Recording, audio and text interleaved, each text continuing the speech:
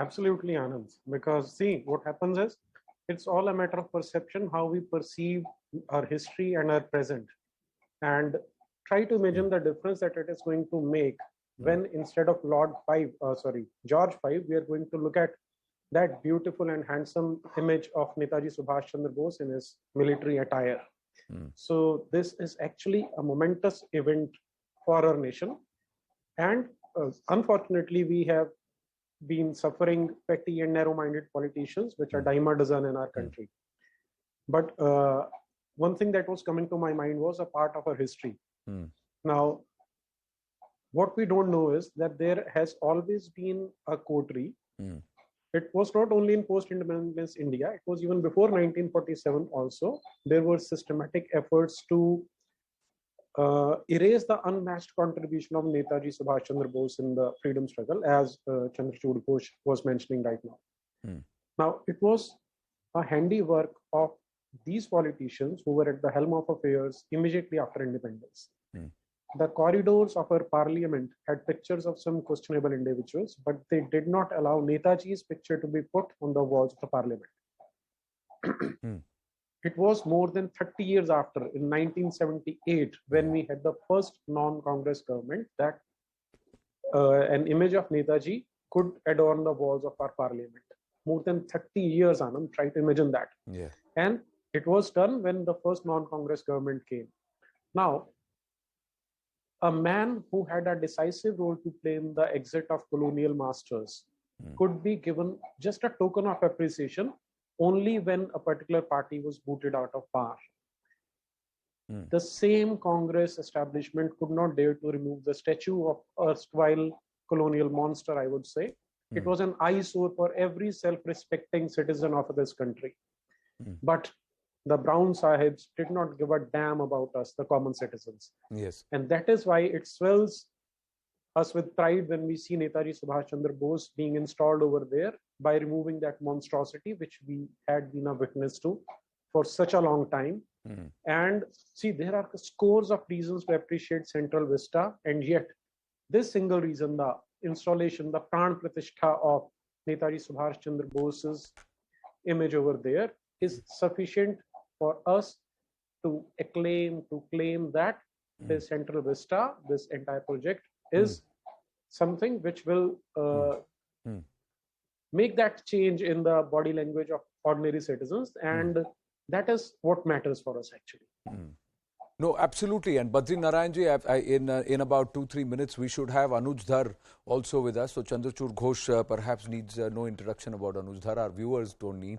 But I'm just going to say that he is also part of this team Mission Netaji. They were co-authored many books, and they have for long, nearly 2.5 decades, strived to try and prove that Netaji not just lived beyond 18th of August 1945, but also his contributions have been immense to an extent that perhaps shaped the course or charted the way for Purna Swaraj or freedom for us, and that he should not have been marginalized, and his family and his legacy the way it was, where Neera Jatri says nearly 30 years later in a non-Congress government is when Netaji Subhash Chandra Bose found a place in parliament. But Badri Narayanji, how would you see the Prime Minister's tone? Does he also say that the character or the hardness, the kind of spirit that Netaji Subhash Chandra Bose imbued, the views that he had, that will be perhaps the bedrock for India going forward?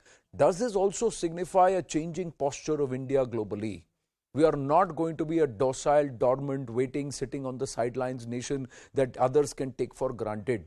We are somebody who are going to assert ourselves and take what belongs to us. You are very right. Actually, that's the message the PM wants to give to this opportunity or this event. Actually, this event has two meanings. One is decolonizing India. No? The decolonizing project, which has started from national movement, and it continued slowly since after independence, during 75 years of Indian independence. But now there is a time to complete it, to complete this decolonization project, which has started during national movement.